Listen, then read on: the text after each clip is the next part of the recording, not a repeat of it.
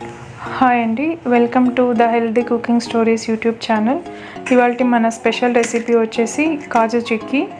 ఇది చేయడం చాలా ఈజీ అండ్ చాలా టేస్టీగా ఉంటుంది.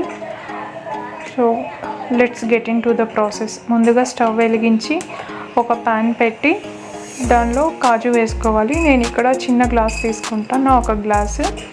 సో దాన్ని కొంచెం డ్రై రోస్ట్ చేసుకోవాలి. కాజు కొంచెం పచ్చి పచ్చిగా ఉన్నట్లు ఉంటుంది. సో కొంచెం అట్లా డ్రై రోస్ట్ చేసుకోవడం వల్ల తినేటప్పుడు క్రిస్పీగా చాలా టేస్టీగా ఉంటుంది. జస్ట్ ఒక 2 to 3 minutes అట్లా రోస్ట్ చేసుకుంటే సరిపోతుంది. మరీ ఎక్కువసేపు ఏం అవసరం ఉండదు.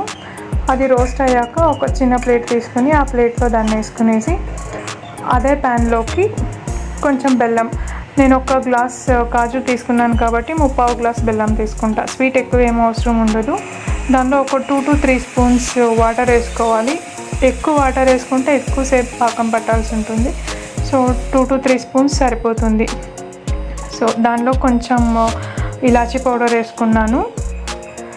అది కొంచెం అట్లా స్టిర్ చేసి ఉండపాకం రావాలండి మనకి. సో అది ఉండపాకం వచ్చిందా లేదా ఒకసారి చెక్ చేసుకుందాం. ఒక చిన్న బౌల్లో వాటర్ తీసుకుని దానిలో ఆ పాకం వేసి తీస్తే మనకు తెలుస్తుంది పాకం వచ్చిందా రాదా అని.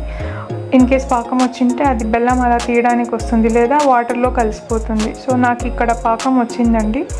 నాకు జస్ట్ ఇంకొక 10 seconds అట్లా ఉంచి కాజు వేసేస్తున్నా. అది వేసేసి కొంచెం సేపు అట్లా 30 to 40 seconds అట్లా మిక్స్ చేయాల్సి ఉంటుంది. మరీ ఎక్కువసేపు కలుపుతూ ఉంటే విడివిడిగా అయిపోతుంది, పొడిగా వస్తుంది. అట్లా ఏం అవసరం లేదు. జస్ట్ ఒక 30 to 40 seconds అట్లా కలిపితే సరిపోతుంది.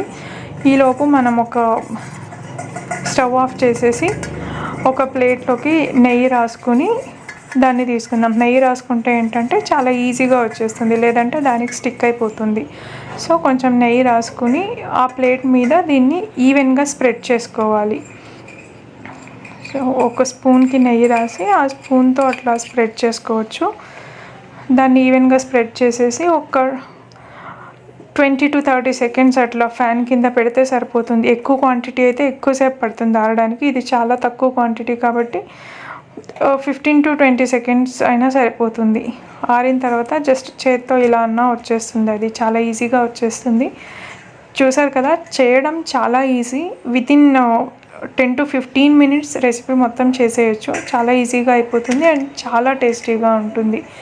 పల్లీ బర్ఫీ కంటే, నువ్వుల బర్ఫీ కంటే ఇది చాలా చాలా టేస్టీగా ఉంటుంది. Very easy and very quick recipe and very tasty recipe.